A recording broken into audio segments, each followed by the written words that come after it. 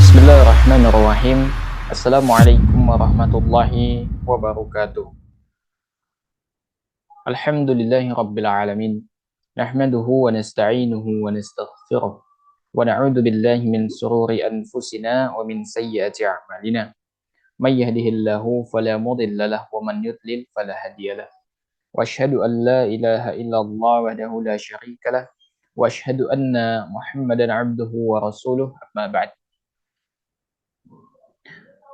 Hadirin yang Allah muliakan, alhamdulillah, bersyukur kita kepada Allah Subhanahu wa taala Rabbul Alamin, yang mana Allah Subhanahu wa taala masih memberikan kesempatan untuk kita kembali mendengar pelajaran ataupun faidah baik dari Al-Qur'an dan As-Sunnah dalam rangka untuk menasihati hati kita dan dalam rangka untuk meningkatkan keimanan dan ketakwaan kita kepada Allah Subhanahu wa taala. Maka dengan mendengarkan nasihat-nasihat baik disampaikan dalam Al-Qur'an atau As-Sunnah, ini merupakan salah satu di antara yang bisa menggenjot keimanan kita, yang bisa menunjang keimanan kita, yang bisa memperbaiki pondasi keimanan kita, sehingga di dalam menjalani kehidupan tidak ada lain kecuali perbaikan demi perbaikan yang kita lakukan. Kemudian salat dan taslim semoga selalu kita sampaikan kepada junjungan kita Nabi besar Muhammad sallallahu alaihi wasallam. Allahumma shalli wa sallim wa barik alaihi. Hadirin yang Allah muliakan, insyaallah pada kesempatan ini kita akan membahas suatu pembahasan yang kadangkala sering dibahas dan diangkat-angkat di akhir tahun biasanya. Namun hal ini penting untuk kita bahas juga, bukan hanya pada momentum akhir tahun, tetapi penting untuk kita bahas pada setiap keadaan, di mana masalah ini merupakan di antara salah satu pintu yang bisa menghantarkan kita kepada tobat kemudian. Apa itu? Itu berkaitan dengan muhasabah diri. Ya. Jadi kita harus memahami urgensi dari muhasabah diri, atau bahasa yang lebih mudahnya itu introspeksi diri.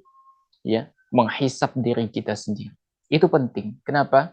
Karena muhasabah adalah di antara salah satu jalan yang bisa menghantarkan kita kepada taubat kepada Allah Subhanahu wa taala, taubat nasuha. Tanpa kita introspeksi diri, mengoreksi diri kita sendiri, kita tidak akan mungkin mengetahui bahwa perbuatan kita itu jatuhnya maksiat atau tidak. Kapan kita mengetahuinya? Ya setelah kita mengintrospeksi diri kita.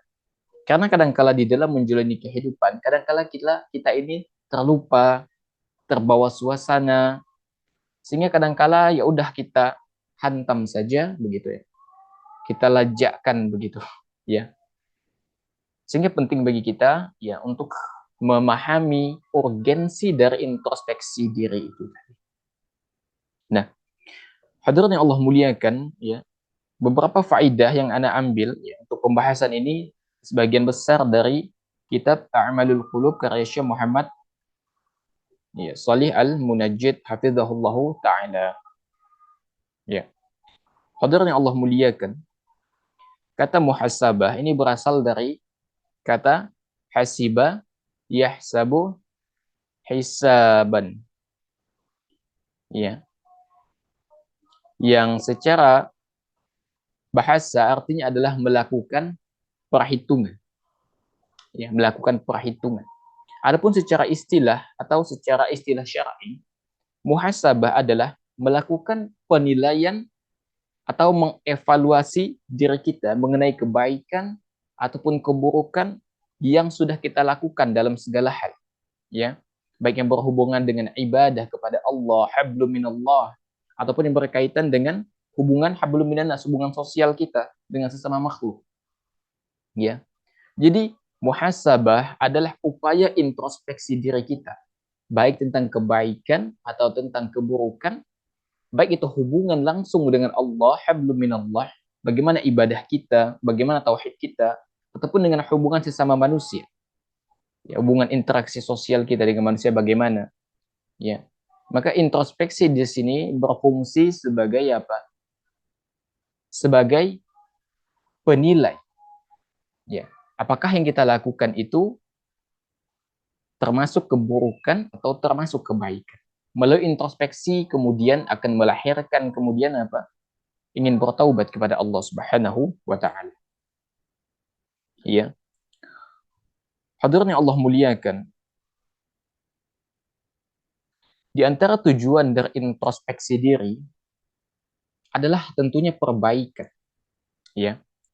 Adalah perbaikan. Karena dengan introspeksi diri, dengan jalan itu kita mengetahui ternyata yang kita lakukan itu adalah sebuah kekeliruan. Melalui introspeksi diri, hadirin yang Allah muliakan. Ya. Jika kita temukan kebaikan dari introspeksi itu, maka kita pertahankan. Bila perlu kita tingkatkan kebaikan itu.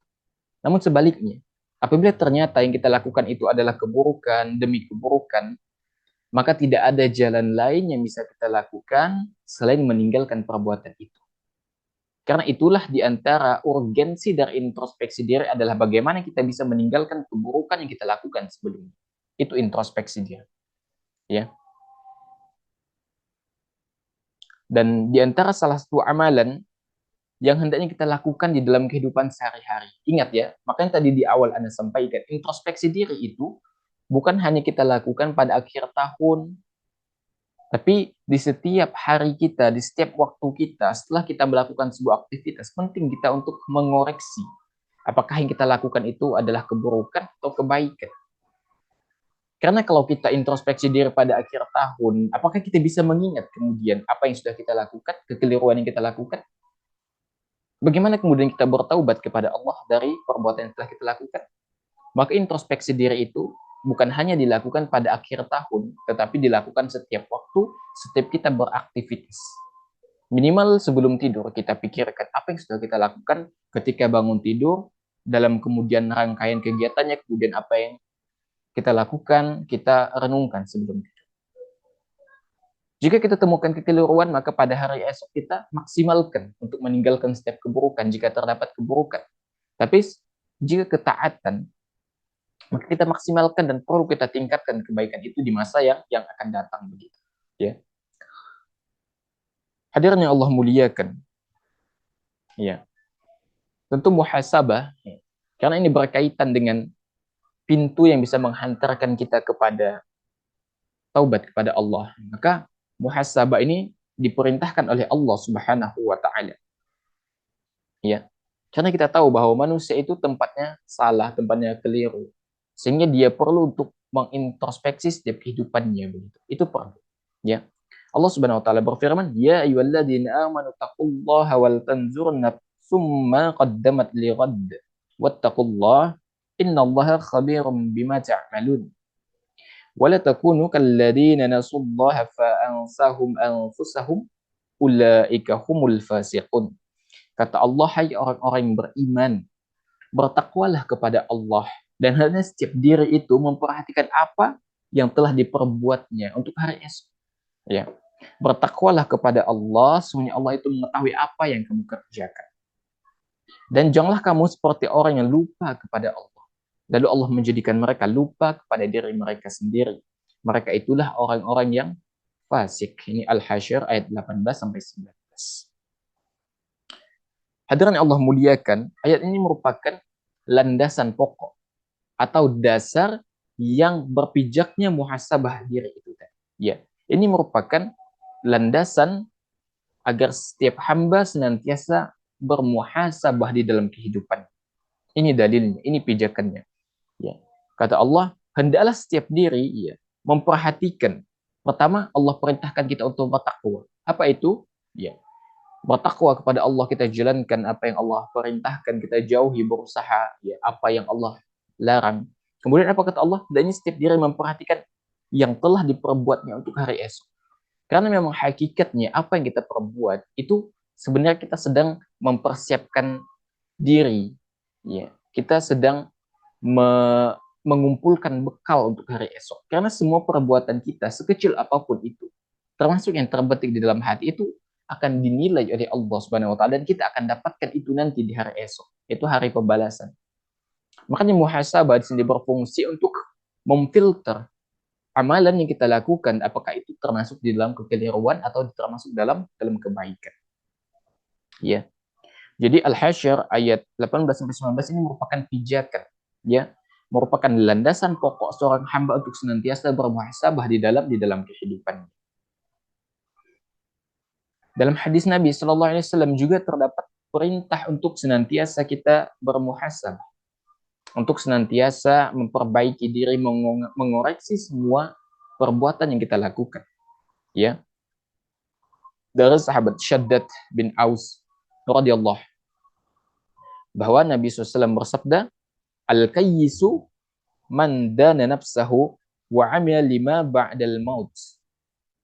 Kata Nabi SAW, orang yang cerdas adalah orang yang mampu menundukkan jiwanya ya dan beramal untuk menghadapi kehidupan setelah kematian. Ini diriwayatkan oleh Tirmidzi.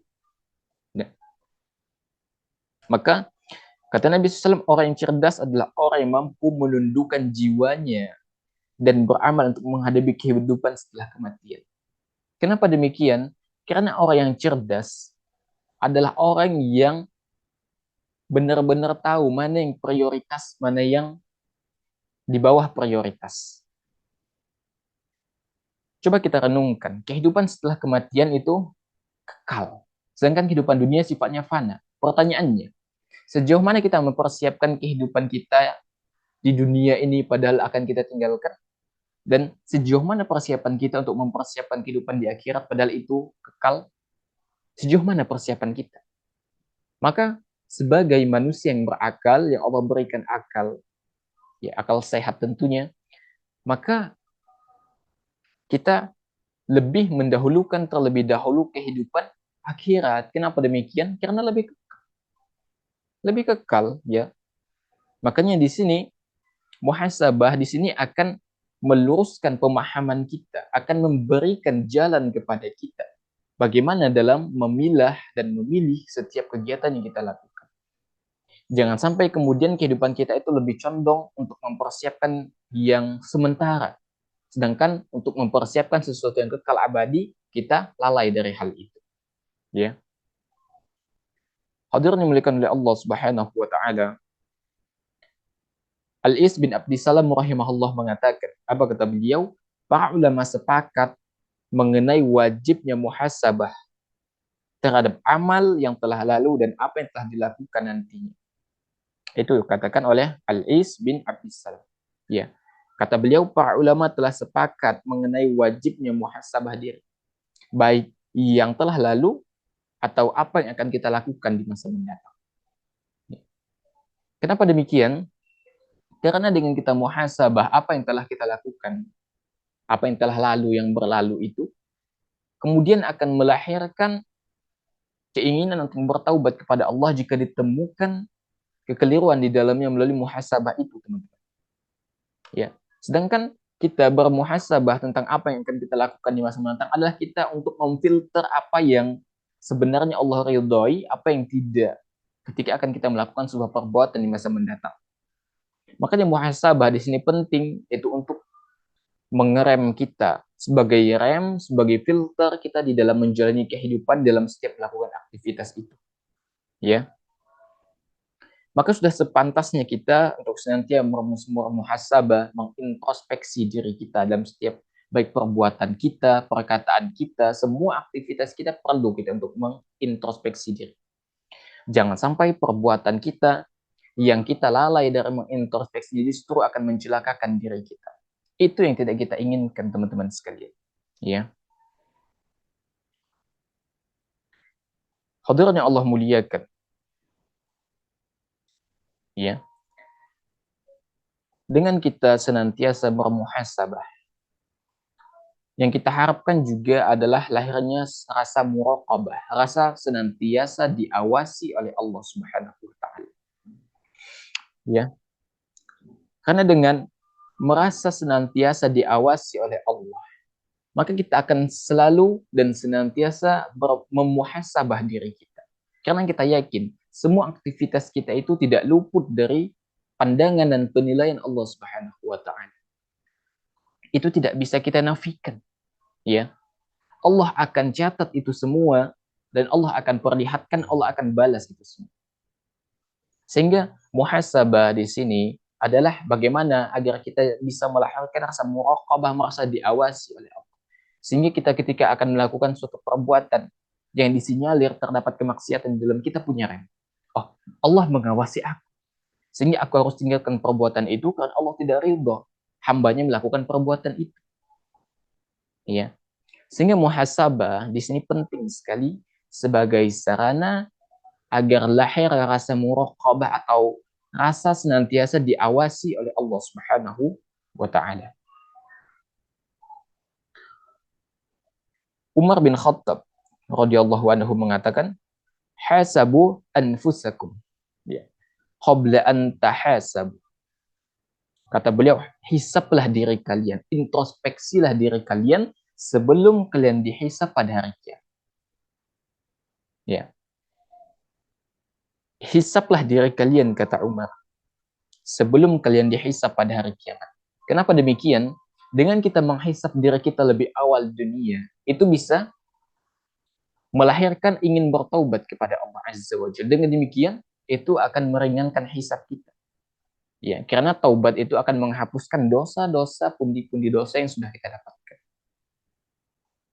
Namun ketika kita lalai dari muhasabah, sehingga akan melahirkan kita nggak sadar, ya kita enggan bertobat kepada Allah. Apa yang terjadi? Akhirnya yang terjadi adalah apa?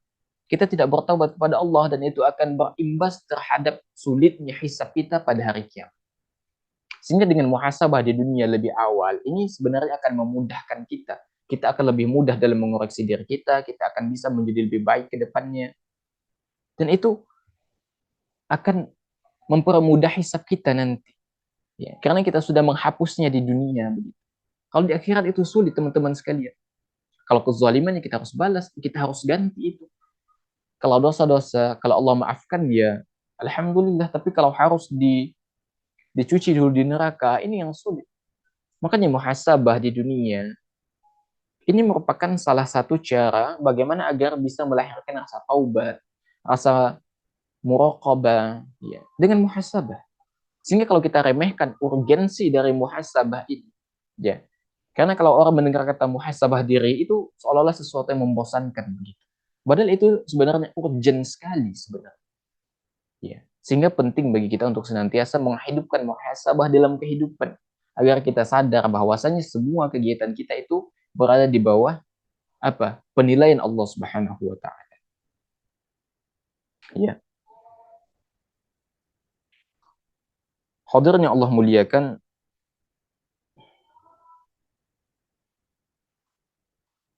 ketika Allah Subhanahu wa taala memberikan fasilitas kepada kita. Ya. Kemudian kita bermaksiat dengan fasilitas yang Allah berikan. Dan ternyata Allah Subhanahu wa taala semakin mudahkan kita bermaksiat dengan fasilitas yang Allah berikan. Kita khawatir itu akan menjadi istidraj. Itu yang kita khawatirkan, teman-teman. Ya. Kenapa Allah berikan istidraj kepada kita? Semakin Allah permudah kita bermaksiat dengan fasilitas yang ada, kita khawatir Allah akan tambahkan siksaan atas diri kita. Makanya kita harus mawas diri nih, teman-teman sekalian. Ketika kita bermaksiat kepada Allah, dan ternyata Allah mudahkan kita bermaksiat, dan bahkan semakin Allah mudahkan dengan fasilitas yang ada, ini kita harus mawas diri. Kenapa? Bisa jadi itu merupakan dari istidraj. Ya. Apa kata Allah Subhanahu wa taala? Walladzina kadzdzabu biayatina sanastadrijuhum min haitsu la ya'lamun. Apa kata Allah? Dan orang yang mendustakan ayat kami akan menarik mereka dengan berangsur-angsur ke arah kebinasaan. Ya, dengan cara yang tidak mereka ketahui. Ini Al-A'raf ayat 182. Jadi, ketika kita senantiasa terjatuh dalam kemaksiatan, dan ternyata Allah permudah, maka hati-hati. Hati-hati. Makanya jangan pernah kita gunakan fasilitas yang Allah berikan untuk bermaksiat kepada Allah. Kalau ada kecenderungan dan kecondongan, maka tutup jalan itu. Ya, matikan datanya, simpan HP itu. HP misalnya, atau yang lainnya juga, WiFi atau apa, laptop, ya komputer atau apapun itu, kita tutup jalan itu sehingga kita tidak bermaksiat dengan fasilitas yang Allah berikan kepada kita. Dan hendaknya fasilitas yang Allah berikan kepada kita, hendaknya kita gunakan itu untuk kebaikan. Karena tidaklah Allah memberikan apa yang Allah mudahkan segala aktivitas kita kecuali untuk mendekatkan diri kepada Allah Subhanahu wa taala. Maka jangan gunakan, dan hendaknya kita senantiasa berusaha semaksimal mungkin agar kita jangan sampai bermaksiat dengan fasilitas yang Allah berikan kepada kita. Nah, ayat ini tadi Al-A'raf ayat 182 ini memberikan pemahaman kepada kita ya bahwasanya agar kita senantiasa mengintrospeksi diri kita dan jangan sampai lalai atas nikmat yang telah Allah berikan kepada kita, teman-teman. Ya. Karena kalau kita lalai nikmat yang Allah berikan kepada kita, kita gunakan untuk maksiat, maka khawatirnya itu jatuhnya istidraj. Kita khawatir seperti itu. Ya. Dan muhasabah, ya, teman-teman sekalian, dan muhasabah ini teman-teman sekalian merupakan, tadi sudah ana singgung di awal ya, merupakan gerbang atau awal yang bisa menghantarkan kita kepada taubat.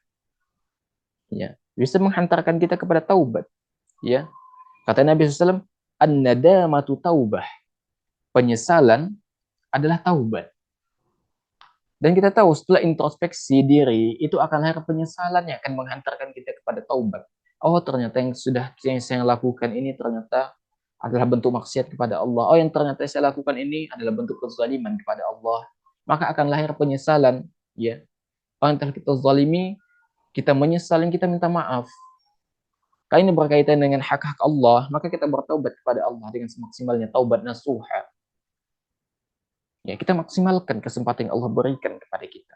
Dan menyesal ini adalah di antara salah satu gerbang yang menghantarkan kita kepada taubat. Dan tidaklah kita mendapatkannya kecuali dengan muhasabah. Ya. Sehingga kalau seseorang itu sudah bermuhasabah, maka akan mudah dia menyesal di dalam setelah dia melakukan aktivitas yang disinyalir ternyata bisa merugikan dirinya. Dengan kata lain, menjatuhkan dia dalam maksiat. Ya. Maka teman-teman sekalian, hendaknya kita senantiasa bermuhasabah, mengoreksi diri kita. Karena para salaf dulu, ya para sahabat Nabi yang bahkan dijamin masuk surga itu pun, mereka senantiasa memuhasabah diri mereka. Mas senantiasa teman-teman sekalian. Ya, misalnya Pak Umar bin Khattab. Siapa yang meragukan kesolehan beliau ini? Enggak ada yang meragukan kesolehan beliau. Apa yang beliau lakukan ketika beliau melakukan suatu keliruan? Beliau ini pernah menghukum diri. Apa yang beliau lakukan? Yaitu beliau mengeluarkan sedekah berupa tanah seharga 200 dirham. Karena beliau terluput atau terlewat dari sholat asar secara berjamaah. Subhanallah, Umar bin Khattab. Ya. Menghukum dirinya mengeluarkan sedekah berupa tanah yang kalau dikonversikan itu 200.000 dirham. Karena luput dari sholat asar secara berjamaah. Sekarang kita lihat kita. Apakah kita kemudian berapa kali kita sudah terluput dari sholat berjamaah, teman-teman sekalian? Apakah kita menyesalinya? Ya. Maka hendaknya ini adalah sesuatu yang penting untuk kita camkan sebagai bahan renungan, bahwasanya semua perbuatan kita itu perlu untuk kita introspeksi. Jika terluput dari kebaikan, hendaknya kita perbaiki di masa yang akan datang. Dan Umar bin Khattab ini menghukum dirinya sebagai pelajaran untuk dirinya agar jangan sampai mengulangi perbuatan itu di masa mendatang. Ya. Ya. Kemudian misalnya Ibnu Abi Rabi'ah rahimahullah. Beliau pernah luput dari sholat 2 rakaat sholat fajar. Apa yang beliau lakukan untuk menebusnya? Beliau merdekakan seorang budak. Bagaimana para salaf di dalam memuhasabah diri mereka dan apa yang mereka lakukan ketika yang mereka temukan adalah kekeliruan di dalam perbuatan mereka. Mereka senantiasa memperbaiki diri mereka. Pertanyaannya, apakah kita seperti mereka? Belum. Namun kita bisa berusaha bagaimana agar kita bisa memperbaiki kita dengan introspeksi diri. Bagaimana caranya? Kita pahami dulu urgensi dari muhasabah itu. Setelah kita mengetahui urgensinya, barulah kita akan mengetahui betapa pentingnya muhasabah di dalam kehidupan ini. Karena dengan muhasabah ya, akan melahirkan penyesalan, muraqabah, merasa diawasi oleh Allah, ya, yang itu akan bisa menghantarkan kita kepada taubat kepada Allah Subhanahu wa taala. Teman-teman dimuliakan oleh Allah Subhanahu wa taala. Kita sudah mengetahui apa saja tadi urgensi dari muhasabah, teman-teman. Maka setelah kita mengetahui urgensinya, maka kita perlu untuk mengetahui bagaimana bentuk-bentuk dari muhasabah. Ya. Oh, setelah kita mengetahui, oh ternyata muhasabah itu penting ya. Oh, ternyata muhasabah bisa menghantarkan kita kepada taubat, bisa melahirkan penyesalan, muraqabah. Maka bagaimana? Apa saja sih bentuk-bentuknya itu? Ya, penting kita untuk mengetahuinya, teman-teman sekalian. Pertama yang kita perlu lakukan adalah kita memuhasabah kita terhadap amalan wajib kita. Ya. Bagaimana kita mengoreksi kemudian amalan-amalan wajib yang kita lakukan? Ya, apakah kita meninggalkan itu? Apakah kita mengabaikannya? Apakah kita berada di jalur itu? Maka kita muhasabah dulu diri kita terhadap amal-amal yang sifatnya wajib. Apa kata Ibnu Qayyim rahimahullah?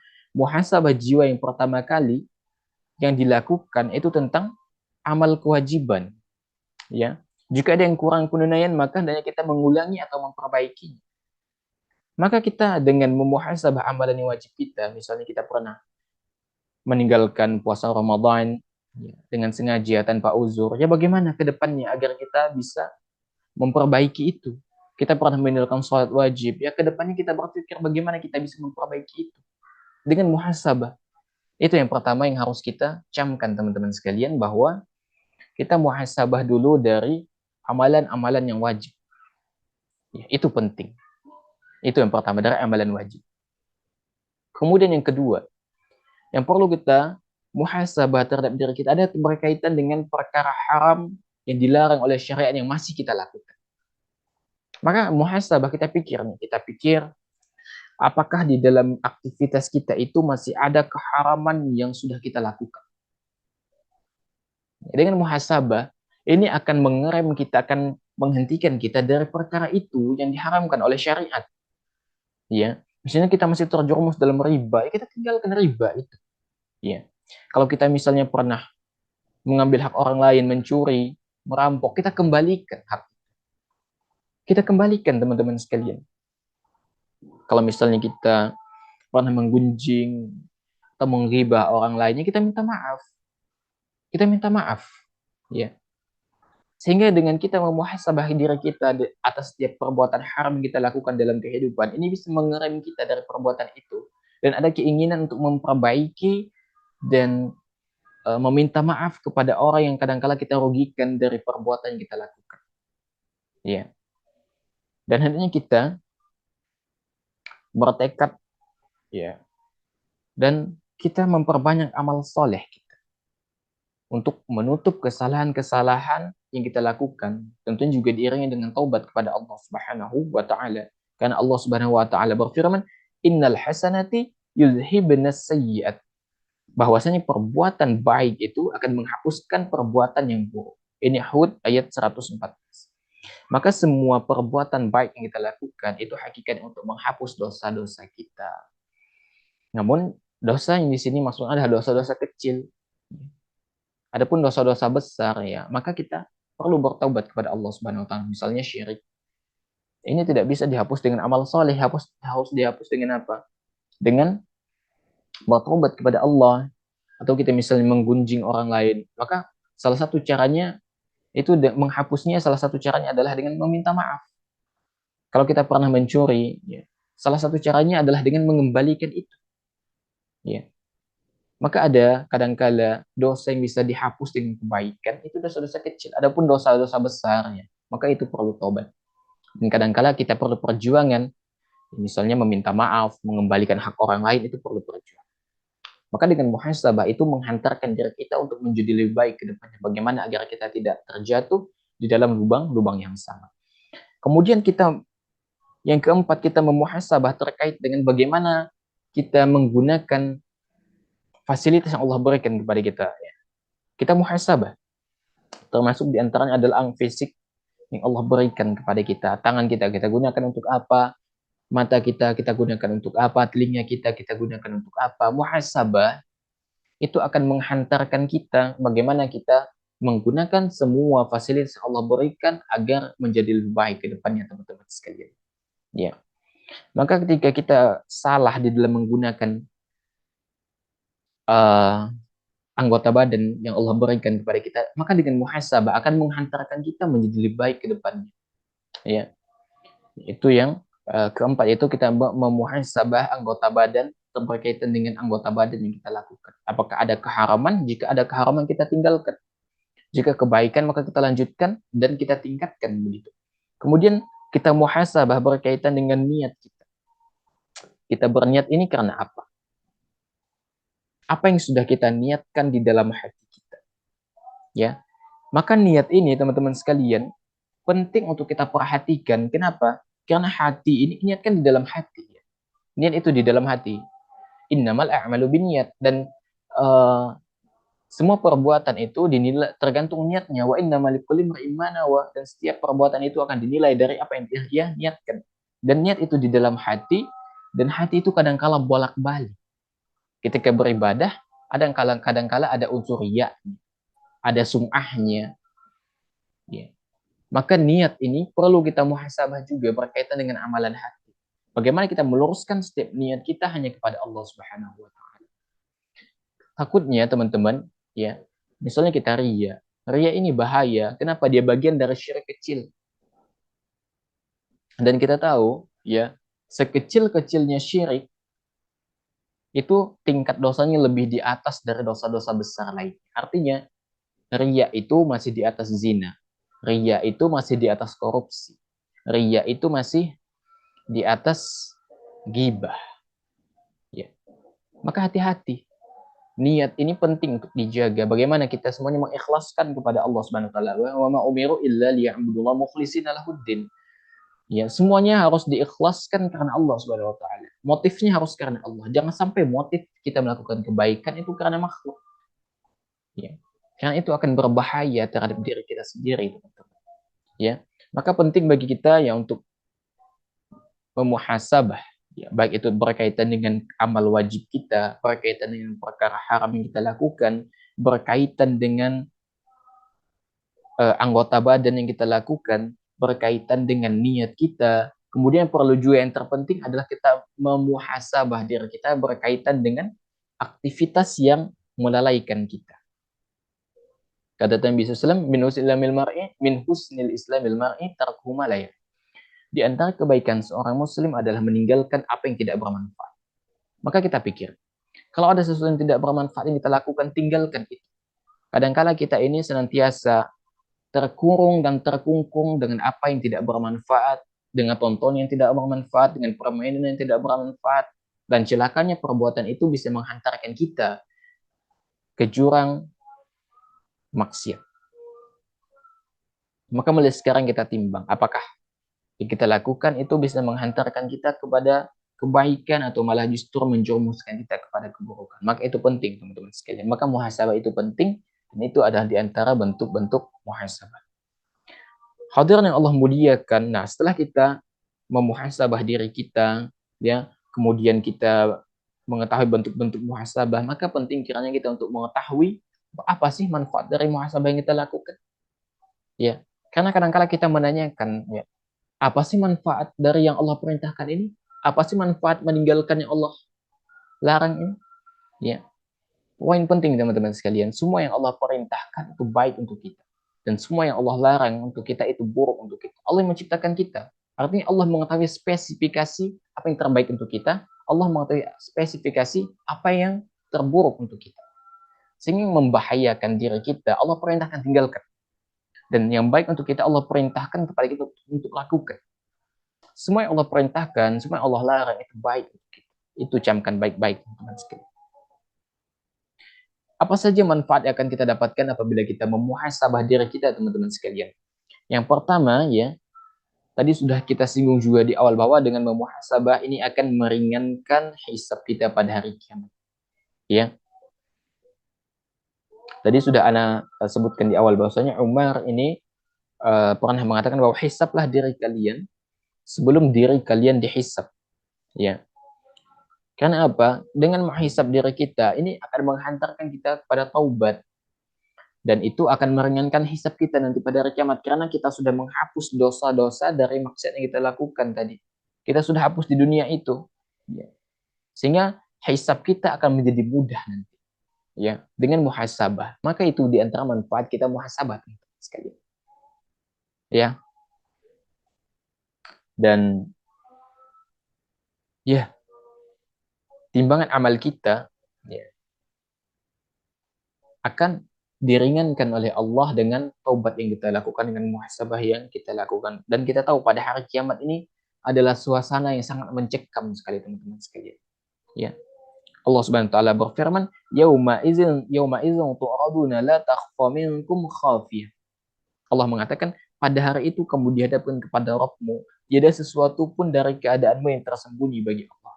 Sebutkan ini Al-Haqqah ayat 18. Jadi semua perbuatan yang kita lakukan itu akan diperlihatkan oleh Allah Subhanahu wa taala. Semua. Namun jika kita awali dengan menghisab diri kita, bertaubat, insya Allah itu akan mempermudah hisab kita nanti pada hari kiamat. Ya. Apa kata Fudail bin Iyad rahimahullah? Mukmin itu adalah yang rajin menghisab dirinya. Dan ia mengetahui bahwa ia akan berada di hadapan Allah kelak.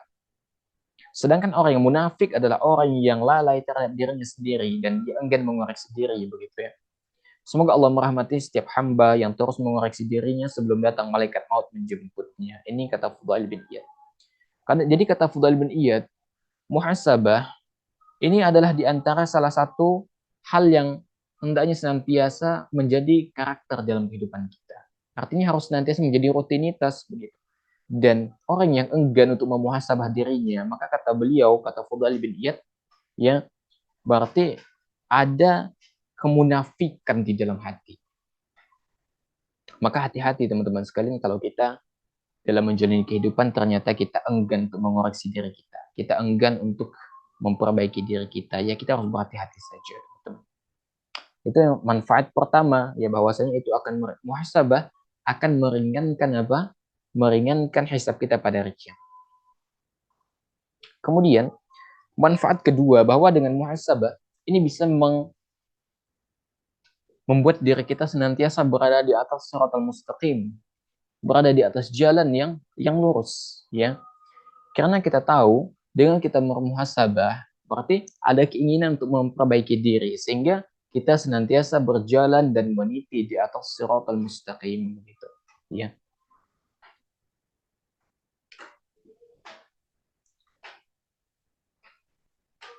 Al-Imam Al-Baydawi rahimahullah taala dalam tafsirnya mengatakan bahwa seseorang itu bisa terus berada di atas petunjuk, ya, jika ia senantiasa rajin mengoreksi amalan yang ia lakukan. Jadi dengan mengoreksi amalan yang kita lakukan, kita tahu mana buruk, mana salah. Yang buruk kita tinggalkan, ya, yang baik kita teruskan, kita tingkatkan. Dengan demikian kita terus berada di atas shiratal mustaqim. Ya. Kemudian yang ketiga, dengan kita bermuhasabah ini akan mengobati hati kita. Kadang-kala kita merasa sombong, kita dengki, kita ria, maka dengan muhasabah ini akan mengobati hati kita yang sakit. Ya. Insya Allah dengan muhasabah ya kita tahu yaitu keliru, ya kita perbaiki diri kita ke depannya.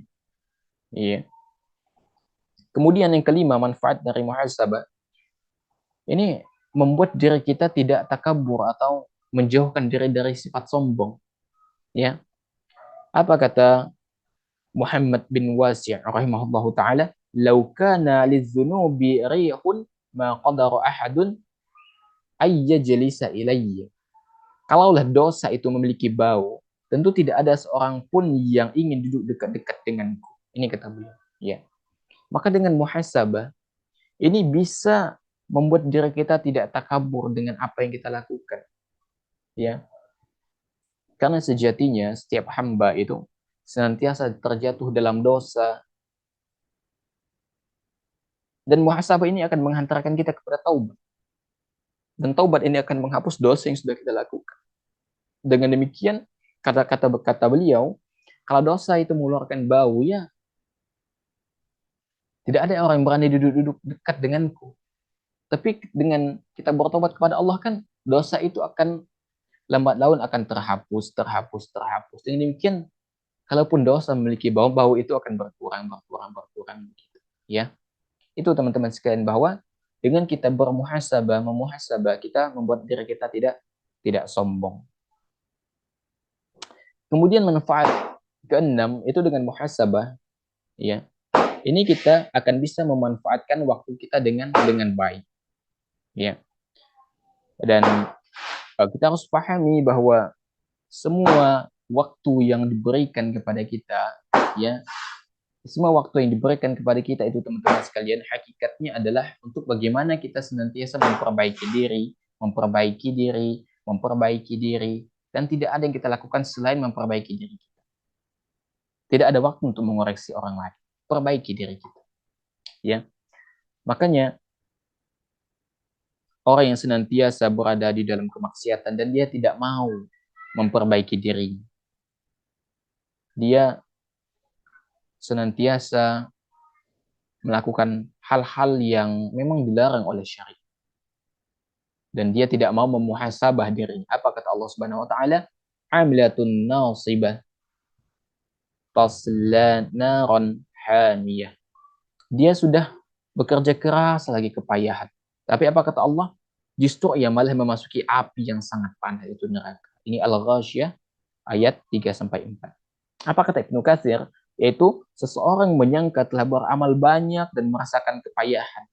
Malah pada hari kiamat ia justru masuk ke dalam neraka yang amat panas. Kenapa? Karena dia tidak pernah muhasabah, dia tidak pernah mengintrospeksi berkaitan dengan waktu yang ia gunakan. Maka tadi sudah Anda singgung juga di awal, penting bagi kita untuk memahami bahwasanya memanfaatkan waktu dengan sebaik-baiknya itu penting. Karena semua Allah berikan ini amanah dan akan ditanya oleh Allah berkaitan dengan waktu.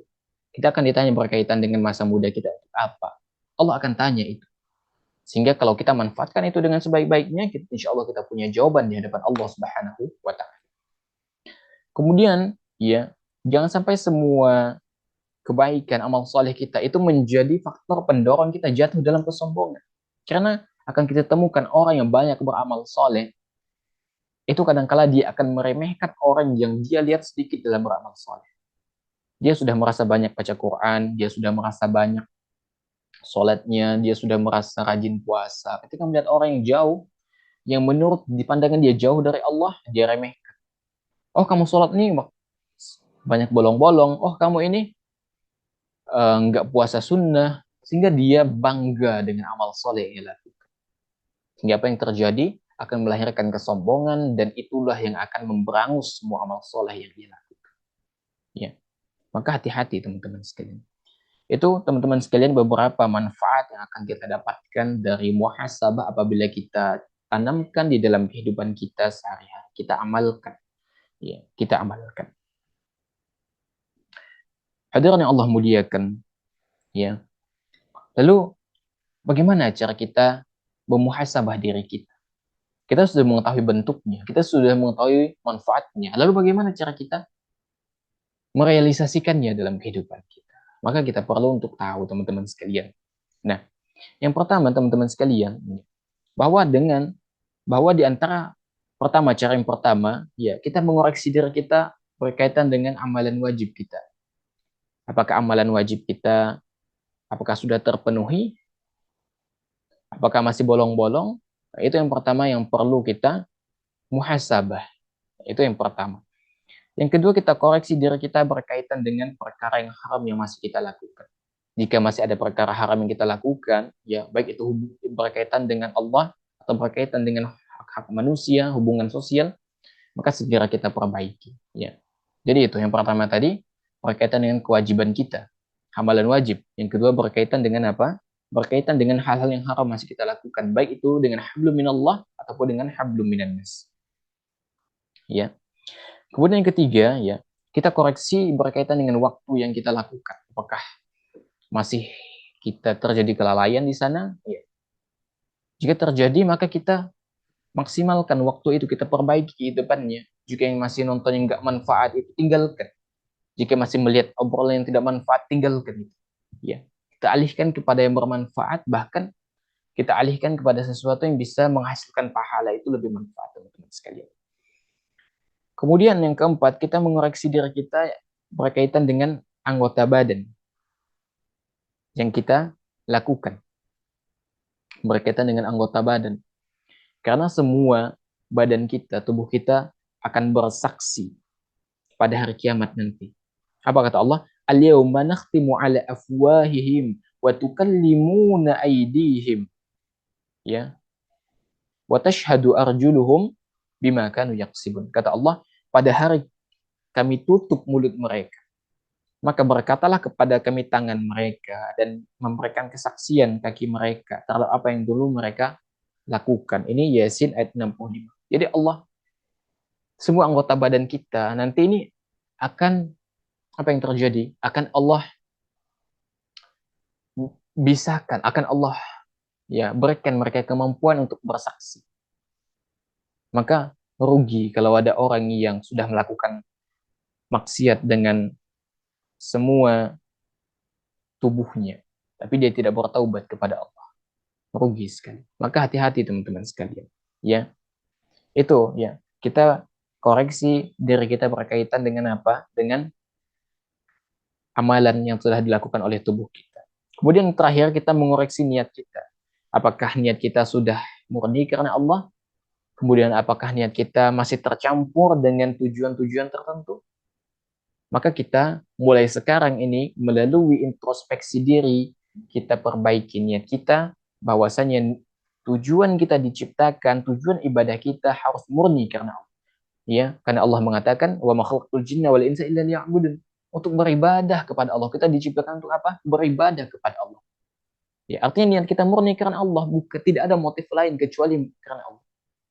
Jika ada niat-niat lain di dalam hati kita, ini bahaya teman-teman.